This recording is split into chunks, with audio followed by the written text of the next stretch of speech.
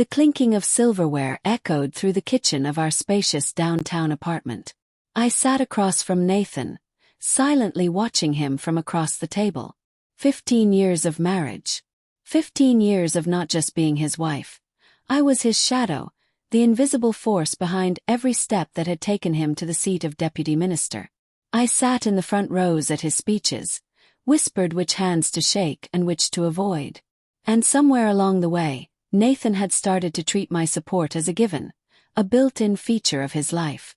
Now he sat across from me, eyes locked on his phone, mechanically chewing his way through the day.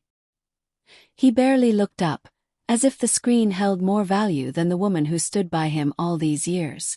I saw it happen in real time. He read a message, tensed slightly, then quickly flipped his phone face down. The soft clunk of plastic on marble sounded louder than it should have. A muscle in his neck twitched. He grabbed his water glass like it might save him from something. Then, mercifully, his work phone rang, and he disappeared down the hallway. I wasn't planning to snoop. I never had. But that phone, lying face down, practically screamed that it held a secret. Picked it up. One message. One sentence. And my whole world cracked open. I can't wait for our night. You're my strong and powerful man. Madison. His new assistant. Young. Ambitious. Hired just months ago. Nathan returned to the table and froze when he saw me holding his phone, the message still glowing on the screen. What is this?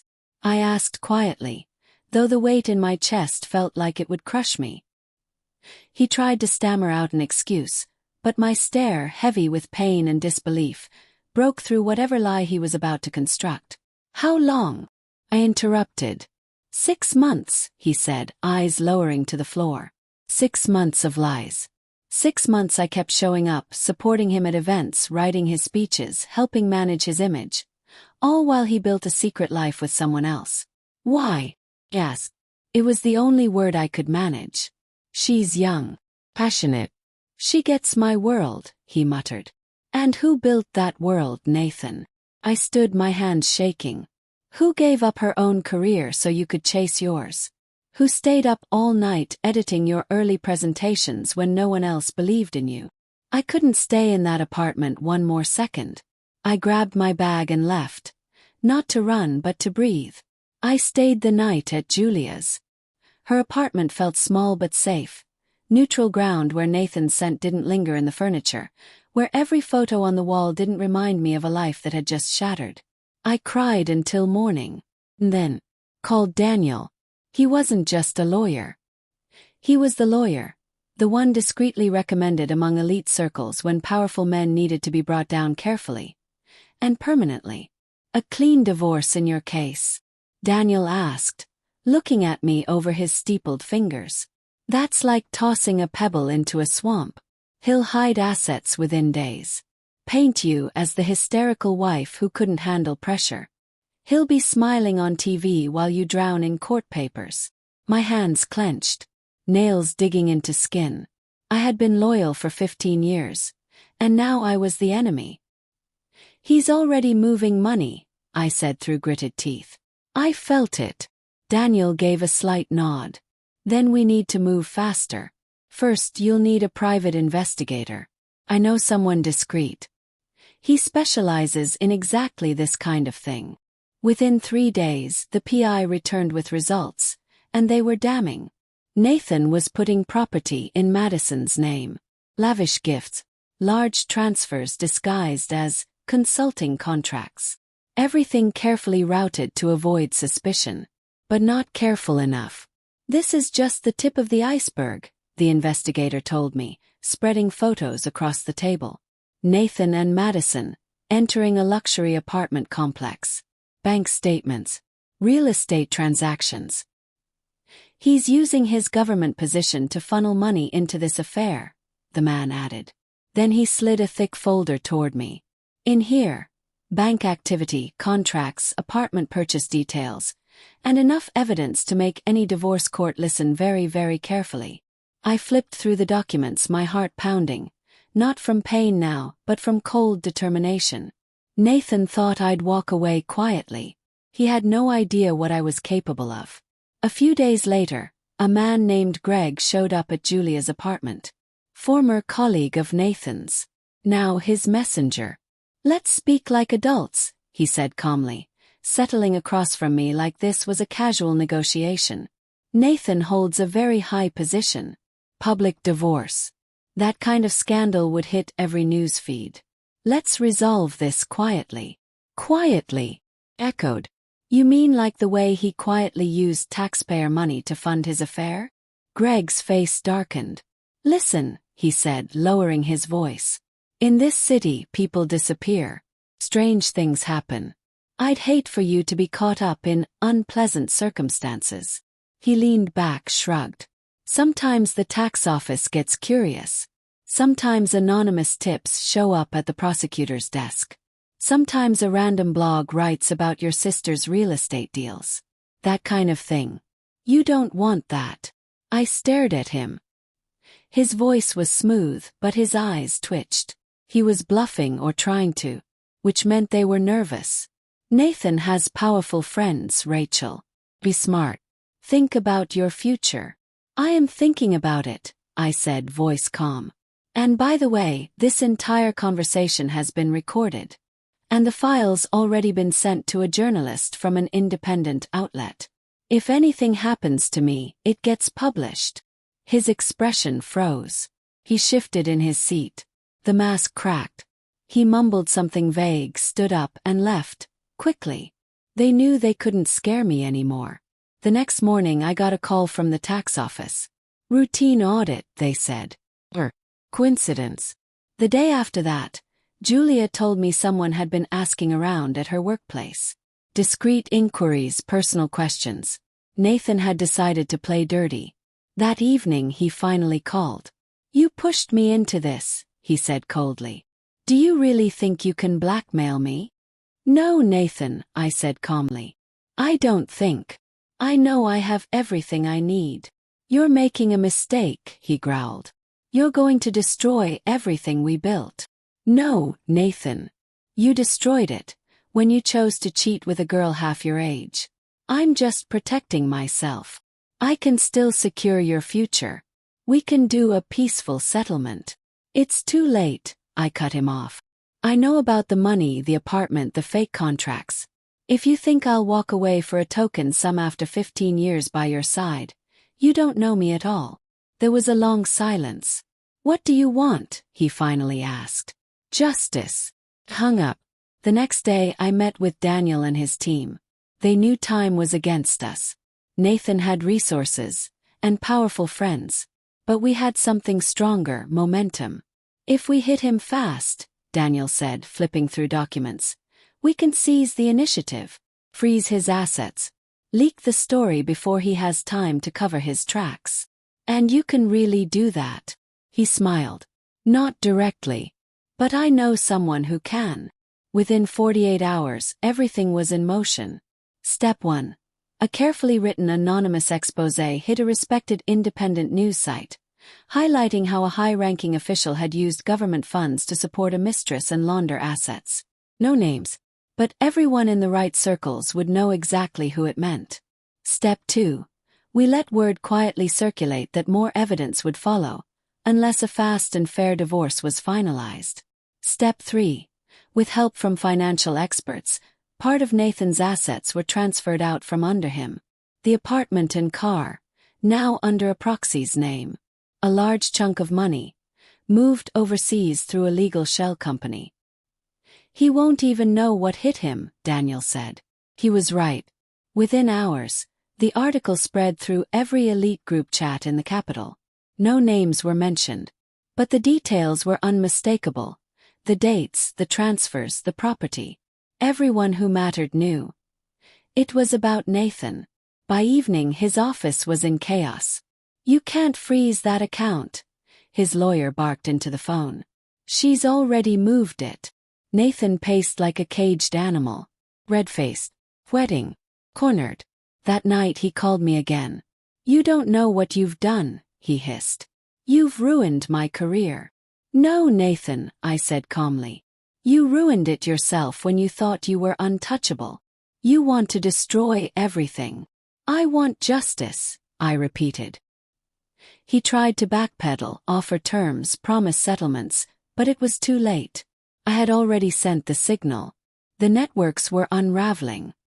His name now carried a stench no one wanted on their hands. Even Madison, the one he thought was his new beginning, was slipping away. Because the real bomb hadn't dropped yet. Despite the scandal, Nathan still attended a high-profile reception. A private gathering of business leaders and government elites, the kind where he used to shine. I was invited to. For years, I had stood quietly at his side during such events. Now I arrived alone, dressed with elegance, composed. My presence sparked hushed whispers and sympathetic glances. But that wasn't why I was there. I had sent one final file, anonymously, to the press. Within an hour, journalists received a dump of damning materials. Bank transfers, contract details, text messages. And the final blow. Photos of Madison meeting intimately with another powerful man, the deputy CEO of a major state-owned corporation. She had been playing both sides. At first, Nathan didn't notice the shift. He laughed, made small talk, sipped champagne. But slowly, the air in the room began to change. Conversations cut off mid-sentence when he approached. People exchanged looks. Waiters whispered behind gloved hands. He knew something was wrong when one of his longtime business contacts quickly locked his phone and forced a strained smile.